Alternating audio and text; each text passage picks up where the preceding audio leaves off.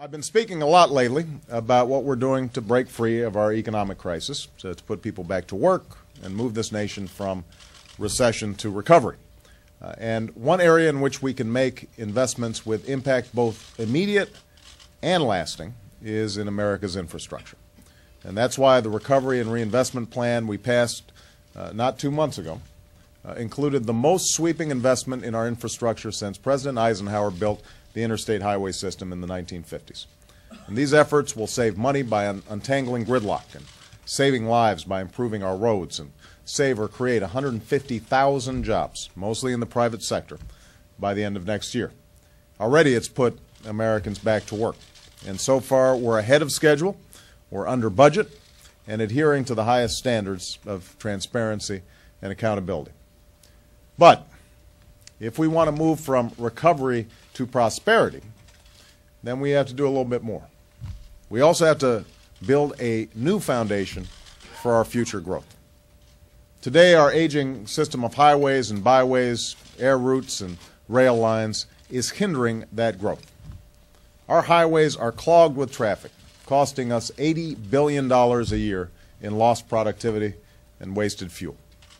Our airports are choked with increased loads. Some of you flew down here, and you know what that was about. We're at the mercy of fluctuating gas prices all too often. We pump too many greenhouse gases into the air. What we need then is a smart transportation system equal to the needs of the 21st century. A system that reduces travel times and increases mobility. A system that reduces congestion and boosts productivity.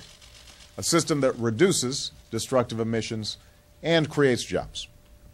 What we're talking about is a vision for high-speed rail in America. Imagine boarding a train in the center of a city. No racing to an airport and across a terminal, no delays, no sitting on the tarmac, no lost luggage, no taking off your shoes. Imagine whisking through towns at speeds over 100 miles an hour, walking only a few steps to public transportation, and ending up just blocks from your destination. Imagine what a great project that would be to rebuild America. Now, all of you know this is not some fanciful pie-in-the-sky vision of the future. It is now. It is happening right now. It's been happening for decades. The problem is it's been happening elsewhere, not here. In France, high-speed rail has pulled regions from isolation, ignited growth, remade quiet towns into thriving tourist destinations. In Spain, a high-speed line between Madrid and Seville is so successful that more people travel between those cities by rail than by car and airplane combined. China, where service began just 2 years ago, may have more miles of high-speed rail service than any other country just 5 years from now. And Japan, the nation that unveiled the first high-speed rail system, is already at work building the next, a line that will connect Tokyo with Osaka at speeds of over 300 miles per hour. So it's being done. It's just not being done here. And there's no reason why we can't do this. This is America.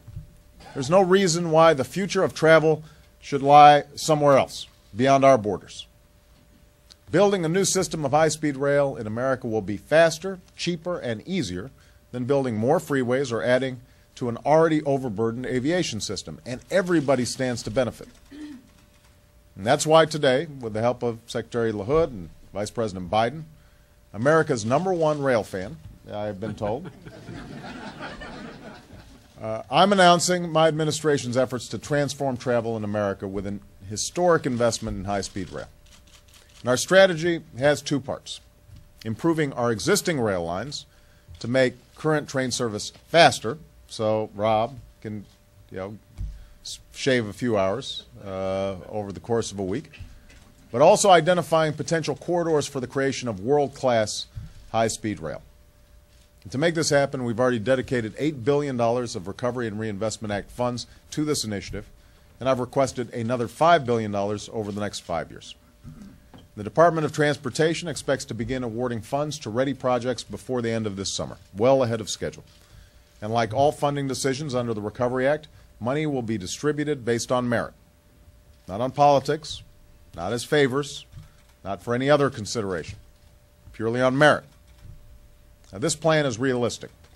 The first round of funding will focus on projects that can create jobs and benefits in the near term. We're not talking about starting from scratch. We're talking about using existing infrastructure to increase speeds on some routes from 70 miles an hour to over 100 miles per hour. So you're taking existing rail lines, you're upgrading them. And many corridors merit even faster service, but this is the first step that is quickly achievable, and it will create jobs improving tracks, crossings, signal systems. The next step is investing in high-speed rail that unleashes the economic potential of all our regions by shrinking distances within our regions. There are at least 10 major corridors in the United States of 100 to 600 miles in length with the potential for successful high-speed rail systems. And these areas have explored its potential impact on their long-term growth and competitiveness, and they've already presented sound plans. I want to be clear, no decision about where to allocate funds has yet been made, and any region can step up, present a plan, and be considered.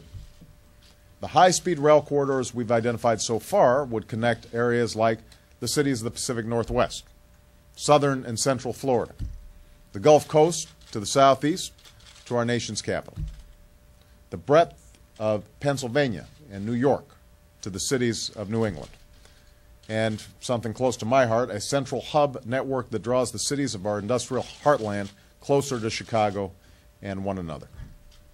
Or California, where voters have already chosen to move forward with their own high-speed rail system, a system of new stations and 220-mile-per-hour trains that links big cities to inland towns, that alleviates crippling congestion on highways and at airports, and that makes travel from San Francisco to Los Angeles possible in 2.5 hours. And by making investments across the country, we'll lay a new foundation for our economic competitiveness and contribute to smart urban and rural growth. We'll create highly skilled construction and operating jobs that can't be outsourced and generate demand for technology that gives a new generation of innovators and entrepreneurs the opportunity to step up and lead the way in the 21st century. We'll move to cleaner energy and a cleaner environment. We'll reduce our need for foreign oil by millions of barrels a year and eliminate more than 6 billion pounds of carbon dioxide emissions annually, equal to removing 1 million cars from our roads. Now, I know that this vision has its critics. There's those who say high-speed rail is a fantasy, but its success around the world says otherwise. I know Americans love their cars. Nobody's talking about replacing the automobile and our highways as critical parts of our transportation system. We are upgrading those in the recovery package as well. But this is something that can be done, has been done, and can provide us enormous benefits